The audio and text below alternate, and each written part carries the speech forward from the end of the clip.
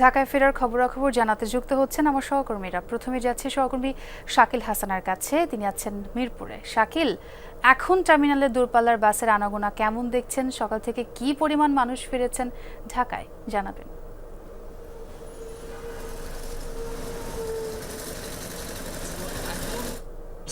শহরে ঢোকার পরিমাণ একেবারেই কমে গেছে, কারণ এখন প্রায় সকাল 11টা।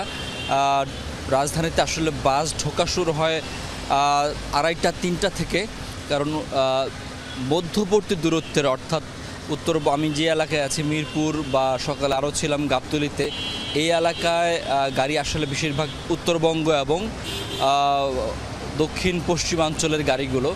তো যে সমস্ত এলাকার দূরত্ব 150 বা 200 কিলোমিটার, সেই এলাকার গাড়িগুলো কিন্তু প্রায় 2:30-3টা নাগাদ শহরে প্রবেশ করে, এবং অনেক দূরবর্তী চাঁপাইনবাবগঞ্জ, নওগাঁ, পঞ্চগড়, নীলফামারী, লালমনিরহাট বা চুয়াডাঙ্গা, ঝিনাইদহের গাড়িগুলো ভোর 5টা থেকে 6টা, 7টা, 8টা, 9টা, 10টা পর্যন্ত তারা শহরে এসে পৌঁছায়, এবং নাগরিকরা এখান থেকে স্থানীয় যানবাহন, রিক্সা, ভ্যান বা কেউ সিএনজি, কেউ অটো অথবা কেউ বাসে তাদের বাসায় ফেরেন। তো যেহেতু এখন 11টা বেজে গেছে, তো রাতে যারা রওনা দিয়েছিলেন তারা ইতিমধ্যে প্রায় সবগুলো বাস শহরে প্রবেশ করে ফেলেছে।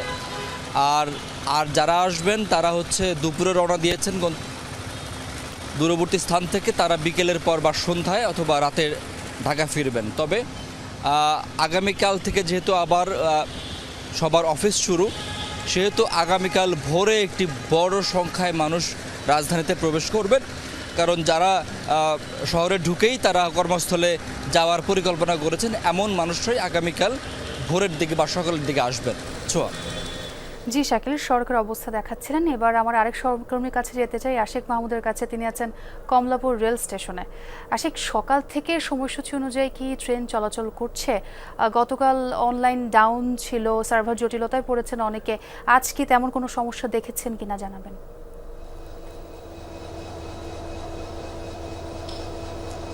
ছোঁয়া, অন্যান্য দিনের তুলনায় আজকের চিত্রটা একটু ভিন্ন। যাত্রীদের তেমন কোনো অভিযোগ নেই, কোনো ধরনের জটিলতা ছাড়াই কিন্তু যাত্রীরা যেমন ঢাকা থেকে গ্রামের বাড়িতে যাচ্ছে, আর ঢাকার অনেকেই আবার ফিরে আসছেন। যাদের ছুটি শেষ হয়ে গেছে তারা প্রিয়জনের সাথে ঈদের আনন্দ উদযাপন শেষে তারা কিন্তু ঢাকায় ফিরে আসছেন। এবং সকাল থেকে আমরা এই কমলাপুরে কিন্তু উপচে পড়া মানুষের ভিড় দেখেছি।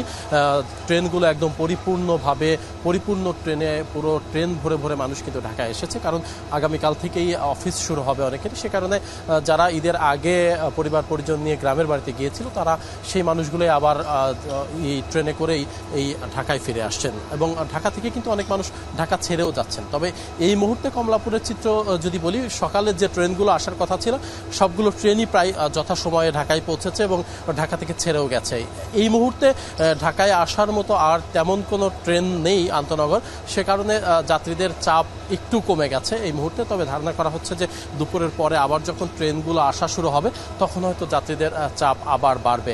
সব মিলিয়ে একটু বলতে চাই যে মানুষ আসলে এই বছরের ব্যবস্থাপনায়, ট্রেনের যে ব্যবস্থাপনা সেই ব্যবস্থাপনা ভালো ছিল, এবং যাওয়ার সময় যেমন মানুষকে কোনো ধরনের ঝামেলা পোহাতে হয়নি, কোনো ধরনের ভোগান্তি পোহাতে হয়নি, এবং আসার সময়ও যাত্রীরা আমাদেরকে বলেছেন যে সার্বিক ব্যবস্থাপনা অনেক ভালো আছে এবং ট্রেনগুলো সঠিক সময়েই ঢাকায় ফিরেছে। এবং অন্যান্য যে ব্যবস্থাপনা, অর্থাৎ ছাদে যাত্রী নেওয়া, অতিরিক্ত যাত্রীর চাপ, সেই সব কিছু উপেক্ষা করে এই বছর অত্যন্ত স্বস্তির ঈদ যাত্রা হয়েছে, এবং স্বস্তিতে তারা ঈদের আনন্দ পরিবার পরিজনের সাথে ভাগাভাগি করতে পেরেছে, সেই কথা কিন্তু আমাদেরকে সবাই বলছেন। এবং অনেকেই বলছেন যে গ্রামে বেশ লম্বা ছুটি কাটিয়ে তারা পরিবার পরিজনকে রেখে যারা ঢাকায় আসছেন, বাচ্চারা ঢাকায় আসতে চাইছেন, অনেকে ঢাকায় কান্নাকাটি করছে, তাদের পরিজনকে তারা রেখে এসেছেন।